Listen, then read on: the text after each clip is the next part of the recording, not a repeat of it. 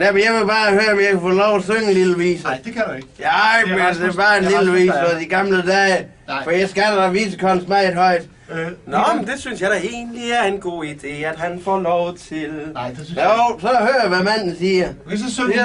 Okay, Peter. Ja, jeg vil gerne synge Den gamle skal slippers forsang. Jeg har gået på landvejen Så skal I synge den sammen. tilbage i tidernes morgen.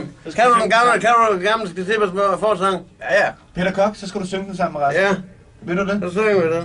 Ja, det kan jeg godt. Så kan vi tage et. Ja, så kan vi tage et hver. Ja, hvad synger du? Ja. Så tager vi et vers hver.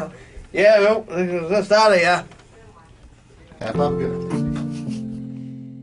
Nu lokker altså de lange veje, og jeg har flikket de gamle sko. Og jeg har skåret en grøn skalmeje bag Piledammen ved Holstebro. Jeg går for Skagen med kurs mod Faxe, og glemmer vinteren, sult og nø. Jeg sliver knive, jeg sliver sakse, jeg sliver solskin til daglig brød, så dig. Jo, hvor er min ungdom? Jeg ved det næppe. Hvor var den skøn? Jeg var fri og løs. Jeg sov i vejgrøftens blomstertæppe. Jeg sov hos landsbyens bedste tøs. Med hende var det en fryd og bakse.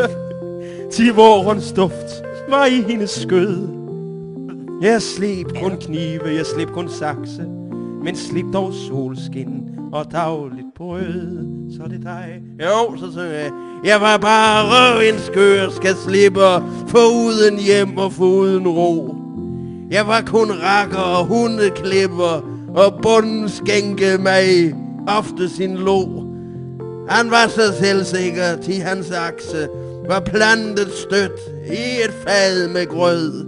Jeg slip kun knive, jeg slip kun sakse, men jeg slip dog solskin og daglig brød. Så dig. Ja. Dengang var brændevin hver mands eje, til den var billig, og den var ram. Men malurt duftede langs alle veje, og gav kulør til en fuseldram. Solskinsbrødre, lurifaxe, I drak mig tumpet fra Vidersans. Men jeg slip knive, og jeg slip sakse, og jeg slip solskin og dagligt brød. Ja, skal jeg synge noget mere, eller er det nok med det her? Så skal vi have en gammel dansk. Skal vi have en gammel dansk, du, Rasmus?